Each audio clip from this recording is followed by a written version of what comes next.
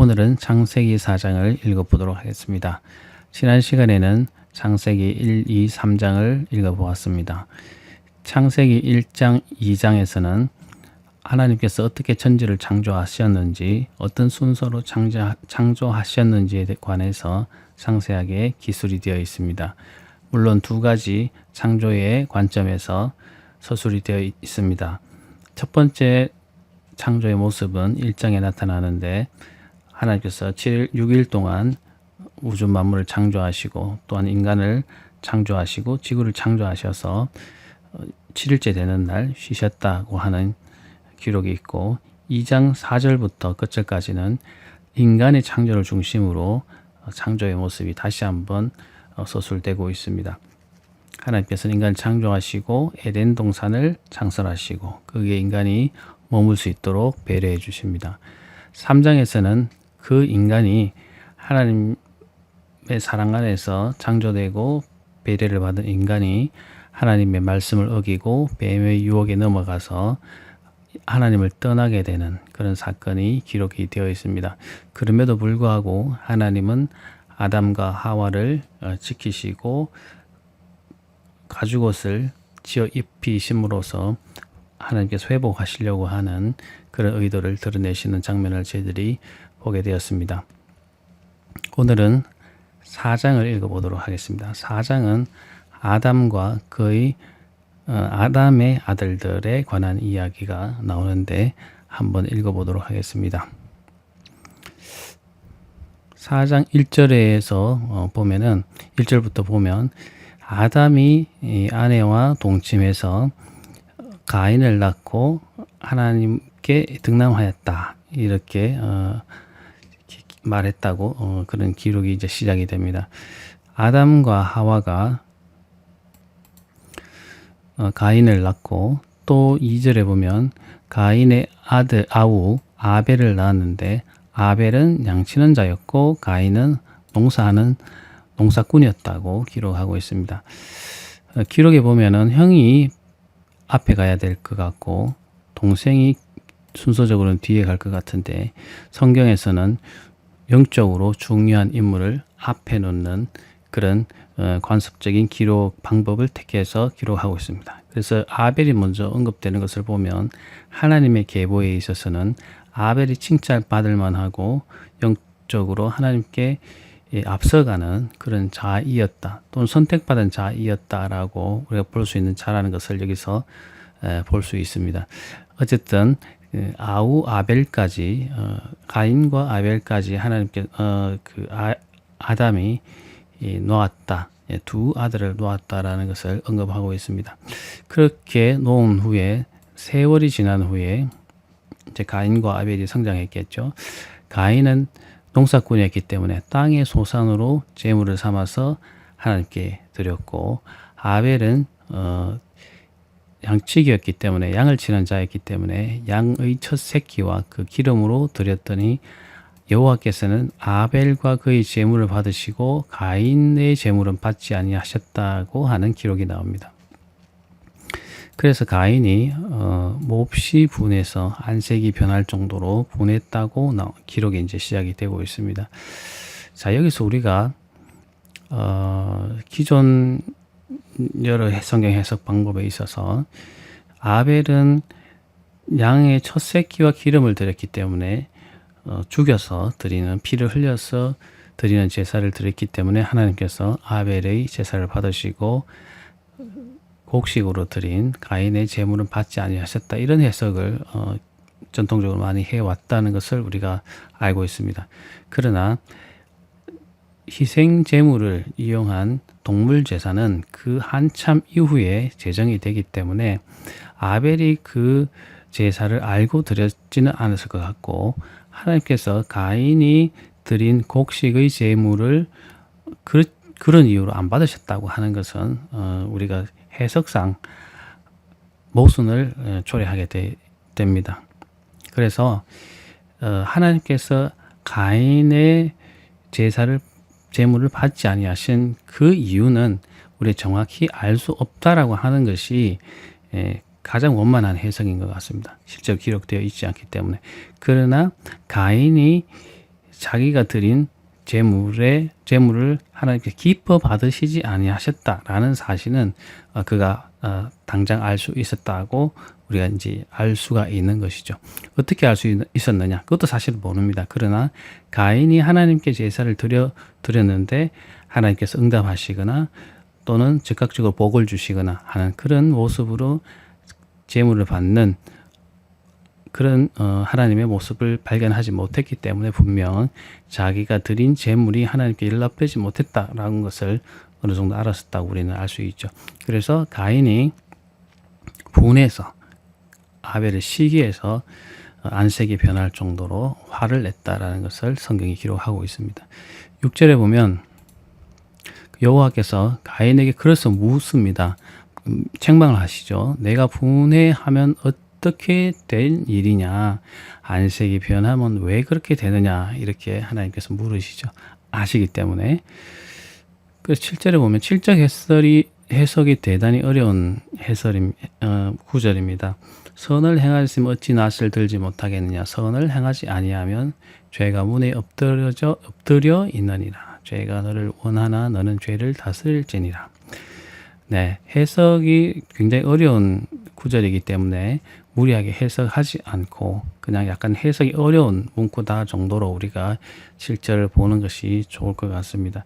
보면은 내가 선을 행하였으면 어찌 낯을 들고 기뻐하지 않겠느냐. 너희가 선을 행하지 않았기 때문에 여기 선이라는 것은 구체적인 주체를 어떤 것인지는 모릅니다. 혹은 하나님께 대해서 제사를 드렸는데 그것이 받아들여지지 않은 것을 의미하는지, 동생에 대해서 시기하는 것을 의미했는지, 시기하지 않고 그것을 이기는 것을 의미했는지는 정확히 알 수 없지만 어쨌든 선을 행했으면은 어떻게 네가 낯을 들지 못하고 있겠느냐. 선을 행하지 않았다는 것이죠. 선을 행하지 아니했다면, 만약에 했다면 바로 죄가 너를 삼키기 위해서 문 앞에 지키고 있을 것이라는 거죠. 그렇기 때문에 죄가 너를 원하지만, 죄가 너를 삼키려고 엎드려져 있지만 너는 죄를 잘 다스려서, 또는 그 분이나 감정을 잘 다스려서 그 죄를 다스리라고 하는 것이죠. 죄에 빠지지 않도록 하라라고 하나님께서 말씀하시는 것이죠. 그 정도로 해석하는 것이 원만한 해석일 것 같습니다. 자, 8절 보시면 가인이 그럼에도 불구하고, 하나님의 권고에도 불구하고 가인은 그의 아우 아벨에게 말하고, 아벨에게 말했다는 것은 아벨에게 말해서 들로 나오라고 말했다는 것이죠. 그래서 그들이 들에 함께 있을 때에 가인이 그의 아우 아벨을 쳐 죽이는, 동생을 죽이는 그런 살인 사건이 최초로 등장하게 됩니다. 3장에서는 하나님을 떠나서 아담과 하와가 죄를 범해서 하나님을 떠나게 되는 사건이 3장에 기록되어 있는데, 4장에서는 그 죄의 모습이 가족 간에, 특히 형제 간에 나타나는 것을 4장에서 기록하고 있습니다. 그래서 죄가 점점 인간에게 또는 가족 단위의 그런 친밀한 그런 관계에 있어서도 죄가 치명적으로 침투하기 시작하는 그런 모습을 성경은 말하고 있습니다. 그래서 이 아벨을 죽인 가인에 대해서 하나님께서 어떻게 처벌하시는지를 말하고 있습니다. 가인에게 이르시되 내 아우 아벨이 어디 있느냐?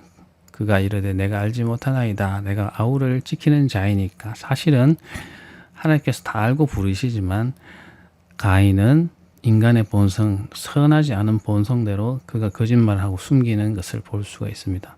이게 인간의 본성인 것 같습니다. 죄를 숨기고 자기의 허물을 숨기려고 하는 인간의 본성이 여기서도 나타나는 것을 볼 수 있습니다. 그래서 하나님께서 내가 무엇을 하였느냐? 내 아우의 핏소리가 땅에서부터 내게 호소하느니라. 네가 말하지 않더라도 동생 아벨이 흘린 피가 나에게 호소한다. 이렇게 말씀합니다.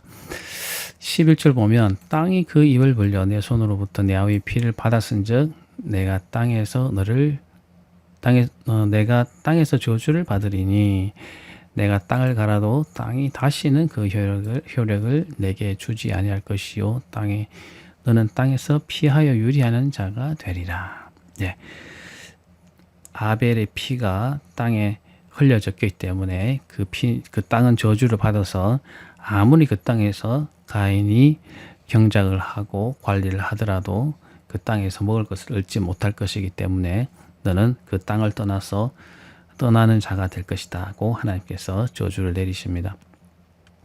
우리가 하나 기억해야 될 것은 히브리인들은 피에 대해서 굉장히 신성시하는 것을 볼 수가 있습니다. 피는 생명과 직결해서 이해하기 때문에 피를 흘리게 되거나 피가 묻게 되면 아주 부정하게 되는, 그래서 피째를 먹지 않는 그런 관습을 제정하시게 되는데, 그때 당시에 피에 대한 개념은 생명과 같은 그런 것으로 보았다는 것입니다.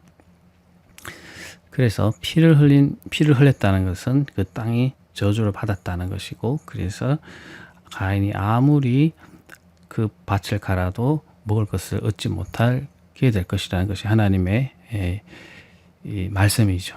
그래서 그런데 가인이 하나님께 자기가 그렇게 받은 처벌이 너무 무겁다라고 하나님께 호소합니다. 그래서 주께서 오늘 이 지면에서 나를 쫓아내시온즉 내가 주의 낯을 배웁지 못하리니 내가 땅에서 피하여 유리하는 자가 되지. 유리한다는 것은 떠돌아다닌다는 것입니다. 그래서 물은 나를 맞는 자마다 나를 죽이겠나이다. 네, 자기가 땅에 정착하지 못하고 떠돌아다니게 되면은 아무래도 자기를 만나는 사람들이 자기를 무시하고 죽이게 될 것이다 라고 걱정하게 됩니다. 자, 근데 우리가 여기서 또 하나 궁금증을 가질 수 있는 것은 어떻게 이 가인과 아벨, 아담과 하와의 두 아들 외에 다른 인간이 존재하게 되는 것을 알고 있을까? 가인은 알고 있을까? 여기에 대해서 상당한 논란이 있습니다. 사실은 답이 없습니다. 그러나 가장 원만한 해석은 가인이 그들 외에 다른 인간이 존재해서 지금 현재적으로 존재해서 두렵다라고 말할 수도 있겠지만, 그것보다도 그 이후에 많은 사람들을 가인과 아담과 하와가 분명히 많은 아들, 딸들을 놓게 되어서 인간이 많이 번성하게 될 텐데, 그렇다면 모르게 되는 사람들을 언젠가는 만날 수 있게 될 것이라는 두려움을 말했다라고 해서 하는 것이 무난할 것 같습니다. 아무튼 성경에서는 아담과 하와의 자손이 아들이 셋이라고 언급하지만, 성경적으로는 중요한 인물이 셋이었는지 모르겠지만 그 이후에 많은 아들, 딸들을 놓았을 가능성이 분명히 있습니다. 그래서 그 아들, 딸들이 흩어져서 살게 되었고, 급기야는 서로 모르는 사이가 되어서 퍼져나가는 그런 상황이 되었을 것이라고 우리가 충분히 받아들일 수 있을 것 같습니다. 그래서 가인이 앞으로 자기가 그렇게 모르는 자들을 만나게 된다면은 자기가 해를 당할 수 있지 않을까 하는 그런 두려움을 하나님께 피력했다고 볼 수 있는 것이죠. 그때 여호와께서, 하나님께서는 그러한 가인의 우려에 대해서도 배려하시고 그에게 선을 행하시는 것을 볼 수 있습니다. 가인을 죽이는 자를 벌을 7배를 내릴 것이다, 이렇게 하면서 하나님께서 가인을 보호하실 것이다, 이렇게 말씀하시는 것을 볼 수 있습니다. 모든 사람에게서 죽임을 면하게 할 것이다, 이렇게 가인을 두둔하시는 것을 볼 수가 있습니다. 결국 가인은 부모의 그 거처를 떠나서 이동하게 됩니다. 가인이 여호와 앞을 떠나서 에덴 동쪽 놋 땅에 거주하게 되었다고 하는데, 에덴 동쪽의 놋 땅이 어느 지역인지는 정확히 알 수는 없습니다. 그러나 그의 아버지 아담과 하와를 떠나서, 물론 아담과 하와도 에덴을 떠나왔기도 하지만 놋 땅이라고 하는 지명이 에덴의 동쪽에 있었던 것 같습니다. 그래서 가인이 놋 땅에 이제 거주하게 되는 그런 사실을 말하고 있고, 그래서 가인이 아내와 동침하며 그가 임신한 에녹이라는 사람을 낳았고, 에녹은 성을 쌓고 그의 아들 이름으로 에녹이라 하는 성을 쌓아서 에녹이라는 이름을 붙였다고 하죠. 그래서 에녹은 이랏을 낳고 이랏은 무야엘을 낳고 무야엘은 무드사엘을 낳고 라멕을 낳고 뭐 이런 식으로 쭉 그 계보가 내려갑니다. 근데 라멕이라고 하는 사람은 두 아내가 있었는데 한 아내는 아다고 또 한 아내는 실라였습니다. 그 아다는 야발이라는 사람을 낳았고, 근데 이 야발은 장막에 거주하면서 가축 치는 자의 조상이 되었다고 말하며, 또 그 두 번째 아들 유발인데 유발은 그는 수금과 퉁소를 잡는 모든, 그러니까 악기를 연주하는 그런 재주가 있었는데, 그래서 악기를 연주하는 자의 조상이 되었다고 말하죠. 그리고 두 번째 아내인 실라, 라멕의 두 번째 아들은 그 아내인 실라는 두발가인을 낳았는데, 두발가인은 구리와 쇠로 여러 기구를 만드는 대장장이었다는 것이죠. 네, 이제 이런 식으로 해서 가인이 쫓겨나고 그런 알을 낳고 자손이 번성하게 되는데, 그 자손들 중에서 특히 두드러지는 뭐 악기를 연주하게 되는 사람도 나오고, 또는 이 굴이나 쇠로 연마해서 기구를 만드는 사람도 나오고, 네, 이런 식으로 점점 이 문화를 형성해가는, 문명을 형성해가는 그런 양상을 기술하고 있습니다. 근데 라멕이라는 그 사람이 아다와 실라의 두 아내가 있었다고 하죠. 근데 그 아내에게 한 말이 있습니다. 라멕의 아내들 내 말을 들으라. 나의 상처로 말미암아 내가 사람을 죽였고 나의 상함으로 말미암아 소년을 죽였도다. 이 말은 우리가 이해하기 어려우실 텐데, 두 아내들에게 말을 하는 장면인데, 누군가가 나에게 상처를 입혔고 내가 그 상처로 인해서 사람을 죽였다는 것이죠. 소년, 아주 어린 소년을 죽였다는 거죠. 소년이 내게 상처를 입혔는데 그것에 대해서 대응하면서 죽일 만큼 너무 과하게 했다라고 하는 것이죠. 거기에 대해서 뭐랄까요, 라멕이 회개하거나 잘못됐다고 하는 것이 아니 오히려 자랑하면서, 가인에게는 하나님께서 7배에 대해서 그 죄에 대해서 쫓겨난 가인이 누군가를 만나서 그에게 해를 입히면 7배를 하나님께서 벌하실 것이라고, 그렇게 하나님께서 보호하신 그런 말씀을 기억하면서 자기는 하나님께 70배를 자기가 해 당한 것에 대해서 보상할 것이다 라고 보복할 것이라고 하면서 하나님의 이름을 거들먹거리게 되는 거죠. 하나님이 전혀 라멕에 대해서 그렇게 약속하신 바는 없지만, 라멕이 벌써 타락한 인간의 전형적인 그런 악한 그런 전형으로 지금 나타나고 있는 것이죠. 네, 무서운 일이죠. 소년을 쳐 죽이고도 자기가 너무 당당한 그런 죄악상의 모습이 고발되고 있는 장면이 바로 23, 24절이 되겠습니다. 그러니까 인간이 하나님을 떠나서 타락하면서 점점 문화를 형성하는 것은 어떤 면에서 긍정적인 면도 있지만, 자연을 정복하고 자연을 관리하는 그런 면에서 긍정적인 면도 있지만, 반대로 그 문명 자체는 기본적으로 하나님과 대립하고 하나님과 멀어지는 그런 결과를 가져오는 그런 문화의 모습들이 점점 많이 기록되게 됩니다. 자, 그러면은 하나님께서는 가인과 아벨 중에서 아벨은 죽게 되죠. 가인에 의해서 죽게 되는데, 하나님께서 그러면 끊어진 이 아벨의 계보에 대해서 보상을 어떻게 하셨는가를 한번 보겠습니다. 아담이 다시 자기 아내와 동침하며 그 아들을 낳아서 그 이름 셋이라고 했다고 합니다. 세 번째 아들인 거죠. 셋이라는 아들을 하나님께서 주시고 아벨 대신에 다른 씨를 주셨다, 이렇게 말씀하십니다.